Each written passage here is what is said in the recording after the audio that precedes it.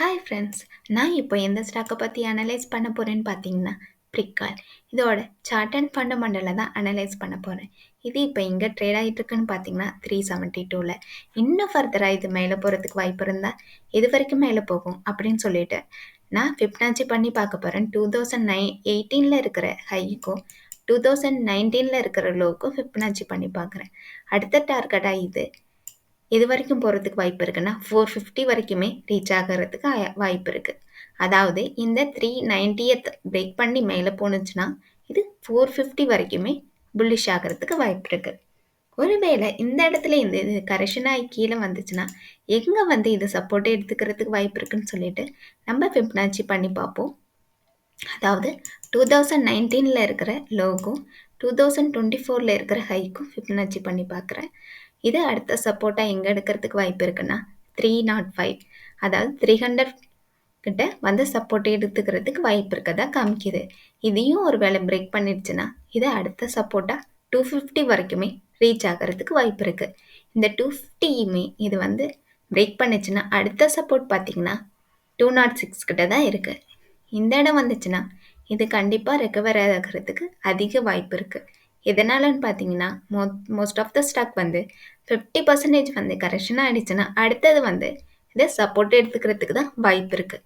ஒருவேளை இது 0.5 பிரேக் பண்ணிடுச்சுன்னா அடுத்ததான் இங்கே சப்போர்ட் எடுத்துக்குன்னு பார்த்தீங்கன்னா 200 DMAல தான் சப்போர்ட் எடுத்துக்கும்.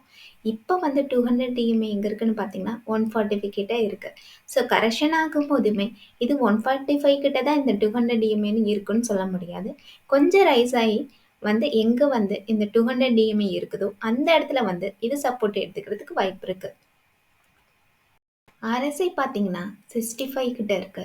எப்பவுமே நம்ம சொல்லுவோம் 60க்கு மேலே இருந்துச்சுன்னா புல்லிஷ்னு சொல்லிட்டு. இப்போ நம்ம வீக்லிக்கு பார்க்கும்போது RSI 65 கிட்ட இருக்கிறதுனால இப்போ இது புல்லிஷில் தான் இருக்குது. நம்ம டே வைஸ் செக் பண்ணி பார்ப்போம் RSI எங்கே இருக்குன்னு சொல்லிட்டு. டே வைஸ் செக் பண்ணும்போது RSI 52 கிட்ட தான் இருக்குது. ஸோ 60க்கு மேலே போணுச்சுன்னா தான் புல்லிஷ் ஆகும். இப்போ டே வைஸ் செக் பண்ணும்போது கன்சல்டேஷனில் தான் இருக்குது. எங்களுடைய ஃபண்டமெண்டலை நம்ம பார்க்கும்போது எங்களுடைய மார்க்கெட் கேபிட்டலைசேஷன் 4500 crores கிட்ட இருக்குது. ப்ரைஸ் டு புக் வேல்யூ பார்த்தீங்கன்னா 6 கிட்ட இருக்குது. அதாவது புக் வேல்யூலேருந்து கரண்ட் ப்ரைஸ் 6 டைம்ஸ் அதிகமாக இருக்குது. இவங்க எப்போ பிஸ்னஸ் ஸ்டார்ட் பண்ணாங்கன்னு பார்த்தீங்கன்னா 1974ல். இவங்களோட ஹெட் குவார்ட்டர் கோயம்புத்தூரில் இருக்குது. இவங்கள்ட்ட 5500 எம்ப்ளாயிஸ் ஒர்க் பண்ணிகிட்டு இருக்காங்க. இவங்க 450 ப்ராடக்ட் கிட்ட இவங்க தயாரிக்கிறாங்க. 45 கண்ட்ரிஸ்க்கு இவங்க சப்ளை பண்ணுறாங்க. என்னென்ன ப்ராடக்ட் இவங்க தயாரிக்கிறாங்கன்னு பார்த்தீங்கன்னா driver information and connected vehicle solution. அதாவது நம்ம 2 வீலர் 4 வீலர் போகும்போது எவ்வளோ ஸ்பீடில் போகுது, எவ்வளோ ஃபியூல் இருக்குது அப்படிங்கிறத கணக்கு காமிக்கும் இல்லையா, அந்த ப்ராடக்ட் தான் தயாரிக்கிறாங்க. அதோடைய ஃபியூல் லெவல் சென்சார், அந்த பேட்ரி மேனேஜ்மெண்ட் சிஸ்டம், அப்புறம் பார்த்திங்கன்னா fuel pump mould, oil pump, water pump, இதெல்லாம் இவங்க தயாரிக்கிறாங்க.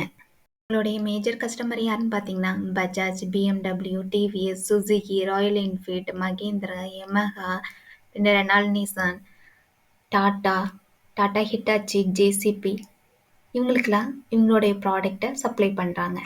இவங்க கஸ்டமர் இவங்களுடைய சேல்ஸை இன்க்ரீஸ் பண்ணாங்கன்னா பிரிஸ்காலோட சேல்ஸும் இன்க்ரீஸ் ஆகும். ஸோ ஆட்டோமேட்டிக்காக க்ரோத் ஆகும். இல்லை இவங்களுடைய கஸ்டமரான பஜாஜ், யமஹா, சுசுகி, டாட்டாவோடைய ப்ராடக்ட் சேல்ஸ் எல்லாம் ரெடியூஸ் ஆனுச்சுன்னா இவங்களுடைய சேல்ஸுமே ரெடியூஸ் ஆகும். அதனால இவங்களுடைய ப்ரைஸும் ரெடியூஸ் ஆகும். இவங்கள பேஸ் பண்ணி இவங்களுடைய கஸ்டமரை பேஸ் பண்ணி தான் இவங்க பிஸ்னஸ் பண்ணுறாங்க. ஸ்டாக் பிஇ பார்த்தீங்கன்னா 37 கிட்ட இருக்காங்க.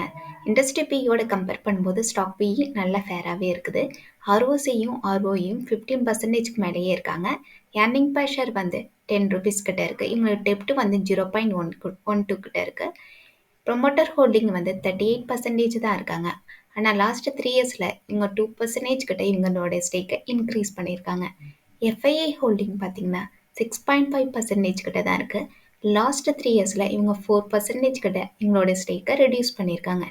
பிஇஜி ரேஷியோ 1க்கு கீழே இருந்துச்சுன்னா நல்ல ஃபேரான ப்ரைஸில் ஸ்டாக் இருக்குன்னு அர்த்தம். இது நியர்பை 1 கிட்ட இருக்குது.